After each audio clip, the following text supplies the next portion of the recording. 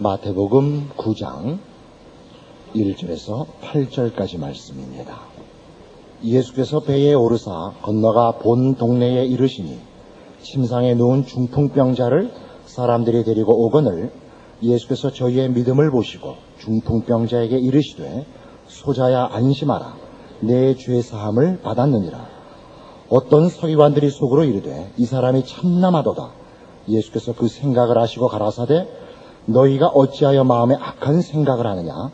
내 죄 사함을 받았느니라 하는 말과 일어나 걸어가라 하는 말이 어느 것이 쉽겠느냐. 그러나 인자가 세상에서 죄를 사하는 권세가 있는 줄을 너희로 알게 하려 하노라 하시고 중풍병자에게 말씀하시되 일어나 내 침상을 가지고 집으로 가라 하시니 그가 일어나 집으로 돌아가거늘 무리가 보고 두려워하며 이런 권세를 사람에게 주신 하나님께 영광을 돌리리라. 예수님께서 중풍병자를 고치시는 장면입니다. 단순히 병을 고치시는 것이 아니고 이 사건을 통하여 예수님께서 죄 사하는 권세가 있음을 알게 하려 하신다라고 말씀하십니다. 주께서 이 땅에 오셔서 행하신 모든 기적들은 그런 차원에서 예수님이 누구신가, 무엇을 하러 오셨는가 하는데 그 초점이 모아지고 있는 것입니다. 그런데 바로 이 문제, 예수님이 죄를 사하는 권세가 있다 하는 이 문제를 푸는 것이야말로 우리가 예수를 믿을 때 예수를 왜 믿는가, 믿어서 무엇을 기대하는가 하는데 아주 지대한 영향을 미치기 때문에 이 문제는 좀 더 깊이 이해할 필요가 있습니다. 죄란 예수님께서 죄를 사하신다 하는 그 권세를 이해하는데 첫 번째 필요한 이해는 죄에 대한 이해입니다. 죄란 도덕적이거나 윤리적인 것을 말하지 않고 하나님으로부터 분리되고 단절된 상태를 말합니다. 우리 인간은 하나님으로부터만 의나 진리나 생명을 공급받습니다. 하나님으로부터 분리되면 우리는 이런 모든 것에 대하여 공급을 받지 못하고 그래서 부패할 수밖에 없습니다. 잘 아시는 대로 창세기 기록된 우리 인류의 대표였던 아담이 타락했던 장면을 잠시 생각해 보시면 이 문제에 대한 이해가 더욱 분명해집니다. 하나님께서 아담에게 약속하시기를 선악과를 따먹지 말라 하셨고 그 실과를 먹는 날에는 정령 죽으리라 하셨습니다. 아담과 하와는 선악과를 따먹었으나 죽지 않고 에덴 동산에서 추방되었습니다. 근데 성경이 말하는 죽음은 1차적으로 바로 이것인 겁니다. 하나님으로부터 단절된 것이죠. 그래서 그 에덴 동산에서 추방당하고 그 이후에 인류의 역사가 기록된 그 창세기를 보시면 온갖 부패와 온갖 더러운 것이 거기 나열되어 있는 사실을 읽게 됩니다. 그것은 다 하나님으로부터 분리된 인간이 의와 진리와 생명의 공급을 받지 못하자 어떻게 썩어져 나가고 있는가를 증언하는 것입니다. 부정적으로 하나님으로부터 분리되고 모든 부패와 썩어짐의 상태에 이르게 됐다라고 얘기한다면 죄가 적극적으로는 하나님을 닮고 하나님을 소원하고 하나님이 지으신 그의 형상을 따른 인간의 참모습을 가질 수 없게 된 것이 또 죄입니다. 그래서 죄된 상태는 하나님을 잊고 살고 하나님을 외면하고 살고 하나님을 반대하고 사는 그런 상태라고 우리가 분명히 이해해둬야 됩니다. 로마서 1장에 가시면 이 문제에 대해 성경이 분명한 묘사를 하고 있습니다. 로마서 1장 18절입니다. 신약 성경 240페이지입니다. 하나님의 진노가 불의로 진리를 막는 사람들의 모든 경건치 않음과 불의에 대하여 하늘로 쫓아 나타나니 이는 하나님을 알만한 것이 저희 속에 보임이라. 하나님께서 이를 저희에게 보이셨느니라. 창세로부터 그의 보이지 아니하는 것들 곧 그의 영원하신 능력과 신성이 그 만드신 만물에 분명히 보여 알게 되나니 그러므로 저희가 핑계치 못할지니라. 하나님을 알되 하나님으로 영화롭게도 아니하며 감사치도 아니하고 오히려 그 생각이 허망하여지며 미련한 마음이 어두워졌나니 스스로 지혜 있다 하나 우준하게 되어 썩어지지 아니하는 하나님의 영광을 썩어질 사람과 금수와 버러지 형상의 우상으로 바꾸었느니라. 그러므로 하나님께서 저희를 마음의 정욕대로 더러움에 내어버려 두사 저희 몸을 서로 욕되게 하셨으니 이는 저희가 하나님의 진리를 거짓 것으로 바꾸어 피조물을 조물주보다 더 경배하고 섬김이라. 주는 것 영원히 찬송할 이시로다. 아멘. 죄악된 상태, 하나님과 단절된 상태에서의 인간의 썩어짐, 부패함, 죄의 영향을 받고 죄로 말미암아 타락한 형편에 대한 묘사입니다. 하나님을 사랑하지 않습니다. 하나님을 그 마음에 두기를 거부합니다. 하나님의 거룩함을 피조물과 버러지의 형상으로 바꿉니다. 자기의 욕심대로 살고 하나님의 진리를 거짓 것으로 바꾸어 피조물을 더 경배합니다. 이것이 하나님으로부터 단절되자, 의와 진리와 거룩으로부터, 생명으로부터 단절되자 인간에게 일어난 죄의 결과들입니다. 그래서 예수님께서 죄를 사하신다. 내가 죄 사하는 권세가 있다.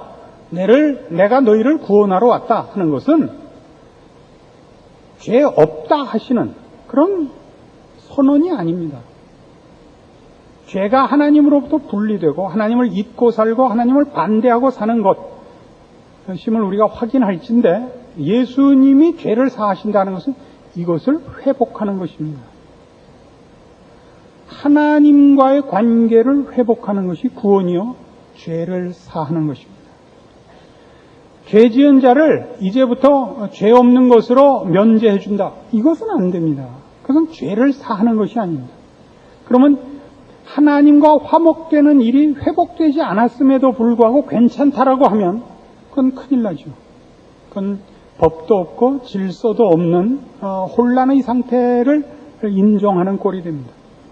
그래서 예수님께서 내가 죄 사하는 권세가 있음을 너희로 알게 하려 한다 하시면서 병자를 고치는 것은 환자를 고치는 것이 치료하는 것이지 환자 보고 괜찮다라고 얘기함으로써 그 환자가 괜찮은 것은 아닌 것 같이 죄를 사하는 것은 죄 지은 상태를 놔두고 하나님과 단절된 상태를 놔두고 너 괜찮다 이러는 것이 아닙니다. 그를 하나님과 다시 붙들어 매고 하나님과 화목하도록 회복시켜 놔야 그것이 죄를 사한 것이 됩니다. 그래서 예수님께서 오신 것은 예수님이 내가 죄 사하는 권세가 있다라고 말씀하시는 것은 예수님이 바로 이걸 회복하기 위해 우리를 죄악 중에서 꺼내고 하나님과의 관계를 회복시키기 위하여 대속자로 이 땅에 오셨고 십자가를 지실 것을 근거로 해서 예수님이 내가 죄 사하는 권세가 있다라고 말씀하신 것입니다. 로마서 4장에 가보시죠. 로마서 4장 25절. 예수는 우리 범죄함을 위하여 내어줌이 되고 또한 우리를 의롭다 하심을 위하여 살아나셨습니다. 그러니까 예수님께서 우리를 위해 죽으십니다. 왜 죽죠? 우리를 죄에서 꺼내기 위하여 죽으십니다. 왜 다시 살아나셨죠? 우리를 의로운 영역, 하나님의 영역에서 살게 하려고 살아나셨습니다. 좀 더 구체적으로 설명한 데를 가봅시다. 6장, 로마서 6장 6절. 우리가 알거니와 우리 옛사람이 예수와 함께 십자가에 못 박힌 것은 죄의 몸이 멸하여 다시는 우리가 죄에게 종노릇하지 아니하려 함이니 이는 죽은 자가 죄에서 벗어나 의롭다 하심을 얻었음이니라. 만일 우리가 그리스도와 함께 죽었으면 또한 그와 함께 살 줄을 믿노니 이는 그리스도께서 죽은 자 가운데서 사셨으며 다시 죽지 아니하시고 사망이 다시 그를 주장하지 못할 줄을 알미로라. 그의 죽으심은 죄에 대하여 단번에 죽으시며 그의 살으심은 하나님께 대하여 살으심이니 이와 같이 너희도 너희 자신을 죄에 대하여는 죽은 자요 그리스도 예수 안에서 하나님을 대하여는 산 자로 여길지어다. 그러므로 너희는 죄로 너희 죽을 몸에 왕노릇하지 못하게 하여 몸의 사욕을 순종치 말고 또한 너희 지체를 불의의 병기로 죄에게 드리지 말고 오직 너희 자신을 죽은 자 가운데서 다시 산 자같이 하나님께 드리며 너희 지체를 의의 병기로 하나님께 드리라. 죄가 너희를 주관치 못하리니 이는 너희가 법 아래 있지 아니하고 은혜 아래 있음이니라. 예수님이 오셔서 우리를 어떻게 죄로부터 구원하셨는가, 우리 죄를 어떻게 사하셨는가, 용서한다, 없는 걸로 하신다, 이런 게 아니라 죄 가운데서 우리를 꺼내시는 것입니다. 어떻게 꺼냈다고요? 주께서 오사 우리를 자기 안에 품으시고 죄의 영역에서 죽으심으로 우리를 죄의 자리에서의 존재를 소멸시킵니다. 종이 그 종의 지위를 벗어나는 방법은 주인이 힘을 잃어서 그 종을 놓아주거나 또는 그 종이 죽어버리면 되는 것입니다. 우리가 죄의 영역에서 죄의 종으로부터 어떻게 벗어났느냐 그러면 우리가 죽어서 죄의 종이었던 지위와 신분의 자리에서 소멸해버리는 것입니다. 주께서 우리를 그 품에 안으시고 우리 모든 인류를 죄의 종이라는 신분에서부터 없이 하시고 다시 태어나서 인류의 새로운 대표가 되셔서 우리를 죄 아닌 의의 자녀로 다시 시작하시는 것입니다. 이게 십자가의 죽으심입니다. 우리의 이해를 돕기 위해서 출애굽 사건을 한번 생각해 볼 필요가 있습니다. 하나님께서 이스라엘 백성을 애굽에서 꺼내십니다. 물론 애굽왕 바로를 치시고 그를 격파하시고 이스라엘 백성을 힘으로 꺼내시기도 합니다. 그러나 또 하나의 설명은 뭐가 있느냐 하면 이스라엘 백성은 애굽에서 나와 홍해를 건넙니다. 그러니까 상징적으로 그들은 애굽의 종이었던 이스라엘 백성은 다 바다에 빠져 죽은 것입니다. 그래서 애굽이 이스라엘이라는 종을 더 이상 가질 수 없게 된 것은 그 종들이 다 홍해에 빠져 죽었기 때문인 것입니다. 그러면 가나안 땅에 새로 시작되는 이스라엘 백성은 어디서부터 출발했느냐? 홍해로부터 새로 나온 것입니다. 새 신분으로 모세를 지도자로 하여 모세로 상징된 예수 그리스도를 새로운 머리로 하여 새로운 종족으로 태어나는 것입니다. 이것이 구원입니다. 이 일을 이루시는 이가 예수 그리스도입니다. 예수님의 십자가 사건은 하나님 앞에 우리를 용서해 달라고 보인 무슨 사랑과 동정을 유발시키는 행위가 아닙니다. 실제적으로 우리를 죄의 영역에서 구원해내고 새로운 영역, 하나님과 화목한 영역에서 하나님의 자녀로서 새롭게 만들어내시는 것입니다. 그래서 구원은 죄와 사망에서 벗어나 하나님의 자녀가 되는 바로 이것입니다. 하나님과 분리되고 단절되고 잊고 반대하고 살던 자리로부터 하나님의 자녀라는 하나님과 화목되고 하나님을 사랑하고 하나님을 본받고 닮는 자리로의 전환입니다. 그래서 예수를 믿은 보상이 뭐냐? 그 기대가 뭐냐라고 한다면 언제나 이겁니다. 하나님과 함께 사는 것, 하나님의 자녀라 부름을 받는 것, 하나님의 기뻐하심을 입는 것, 하나님을 사랑하고 소원하는 것, 그것이 구원의 가장 중요한 목표입니다. 이런 식으로 생각하시면 안 됩니다. 예수를 믿어서 형통하게 지내고 최소한의 보호를 받고 무슨 근심 걱정들 이런 거 다 없이 사는 것, 이런 것들 아닙니다. 우리 예수 믿는 사람들의 가장 큰 약점이 뭐냐 그러면 예수 그리스도께서 나를 위하여 죽으셨다고 뭔지를 구체적으로 잘 모르는 것 같습니다. 하나님과 단절되어 죄의 노예가 됐고 종이 되어 죄로 살던 자가, 하나님을 잊고 무시하고 반대하고 살던 자가 하나님을 즐거워하고 소원하고 기뻐하고 그를 닮는 자로 바뀐 것입니다. 그것은 우리의 책임이고 권리고 특권이고 자랑이고 영광입니다. 여러분 모두의 신앙을 점검하는 것은 이것으로만 해야 됩니다. 우리의 소원은 뭐죠? 그저 뭐 큰 거 안 바라죠. 하루 세 끼 먹을 거 있고 자식 속 안 썩이고 남한테 손가락질 받고 안 살면 우리는 그걸로 만족합니다. 그건 안 됩니다. 그런 정도로 예수를 팔아먹지 마시라 말입니다. 그리고 혹시라도 그 평화와 그 조그만 행복이 깨질까봐, 혹시라도 하나님이 변덕을 부리실까봐, 그래서 입막음으로 교회 나오고 헌금 내고 이러면 안 돼요. 이러면 앞에는 욕이에요. 이러면 안 돼요. 그건 신앙이 아니에요. 그건 예수 그리스도의 십자가를 모독하는 거예요. 그런 정도라면 그냥 나 너 용서한다. 너 그저 잘 먹고 잘 살아라. 이렇게 끝나요. 구원은 그런 게 아니에요. 훨씬 깊고 비교할 수 없이 굉장한 거예요. 우리가 하나님의 자녀로 다시 회복되는 거예요. 신의 성품에 참여하며 영원한 영광과 지극하신 하나님의 자녀라는 이름으로 영원한 나라의 백성으로 부름을 받는 거예요. 우리의 삶은 하나님과 함께 사는 삶이요.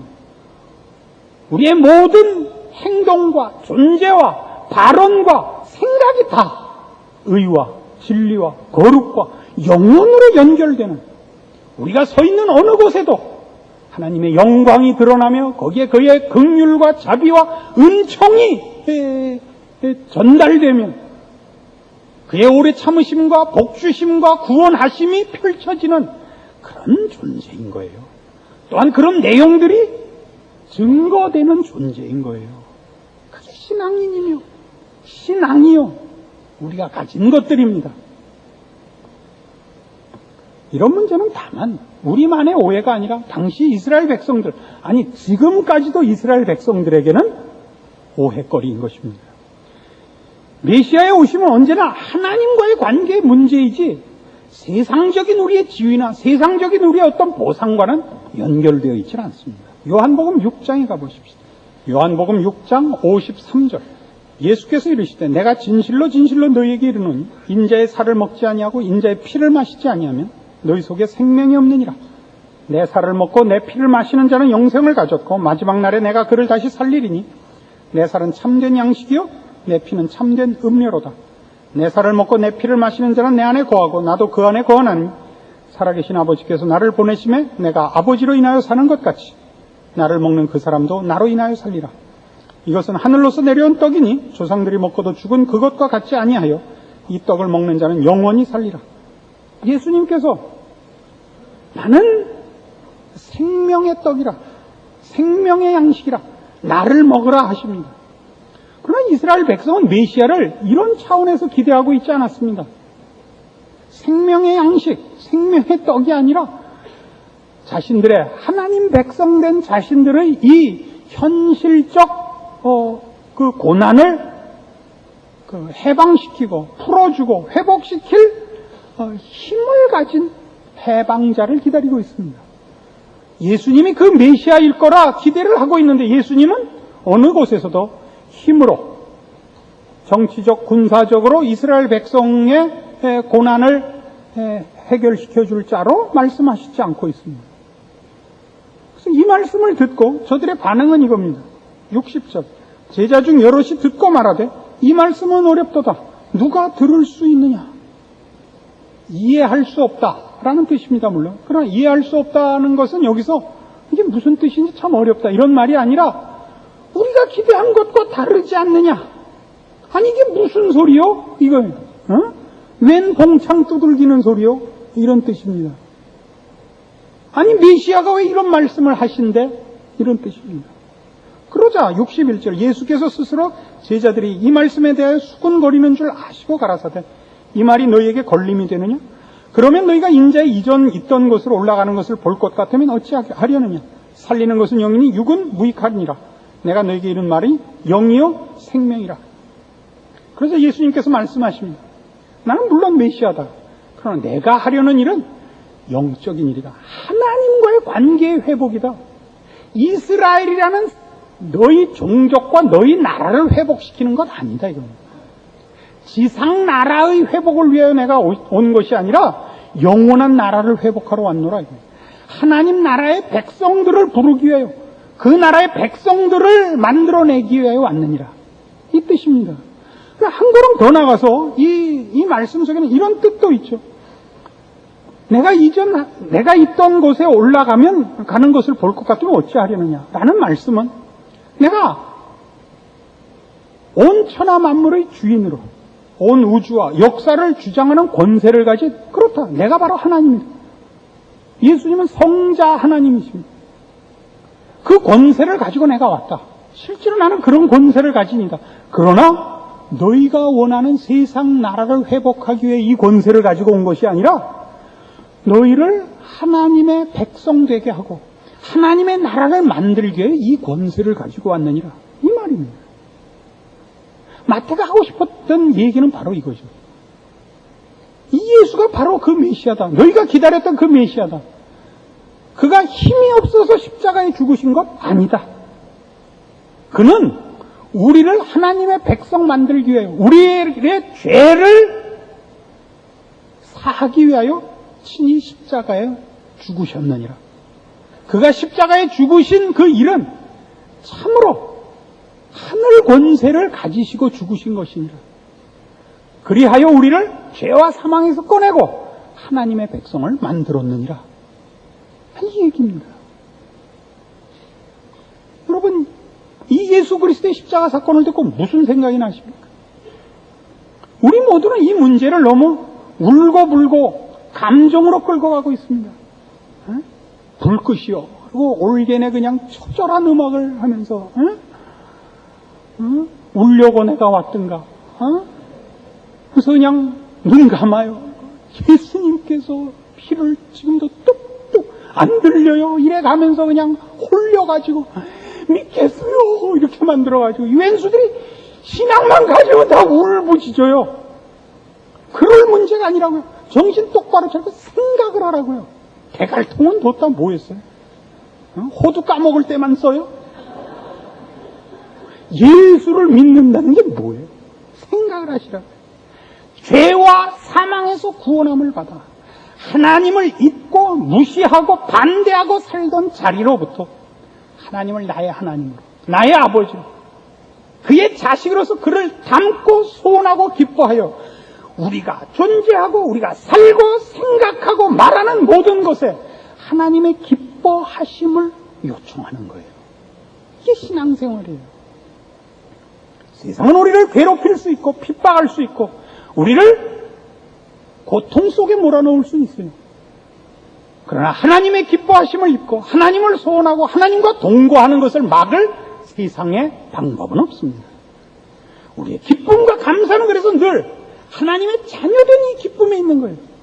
우리의 고급함, 영적, 도덕적, 거룩한 차원에서의 우리의 고급함, 하나님의 자녀된 이 기쁨. 어떤 상황과 어떤 형편에서도 하나님의 백성으로 존재하는 이 자랑, 하나님의 자녀이므로 하나님이 나와 함께 하시고 나를 거룩하게 지키시고 복되게 지키시고 의와 생명과 진리로 지키시고, 그래서 내가 있는 그곳에서는 빛이 바라며 생명이 향기를 내며 그 생명이 결실을 하는 그 자랑과 그 승리와 그 환희가 늘 있을 수밖에 없다는 것을 확인하는데 신자된 기쁨이 있는 것입니다.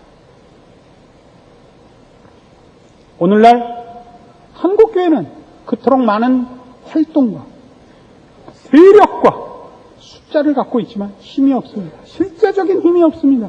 어떤 힘이요? 이 영적인 영향력 말입니다. 신자라 부름을 받는 존재들이 하나님의 자녀로서 가져야 하는 이 세상의 것으로는 흉내낼 수 없는 신령한 차원에서의 생명과 진리와 거룩을 드러내는 그런 존재로서의 가치가 없습니다. 여러분 스스로 자신의 신앙을 이 말씀에 비추어 점검하십시오. 그리하여 빼앗길 수 없는 하나님의 자녀된 이 감사들을, 그 승리들을, 그 환희의 신자된 자랑들을 지켜나가십시오. 기도하십시오. 하나님 아버지 은혜를 감사합니다. 하나님의 자녀라 이름 불리우는 그 특권과 자랑을 확인했습니다.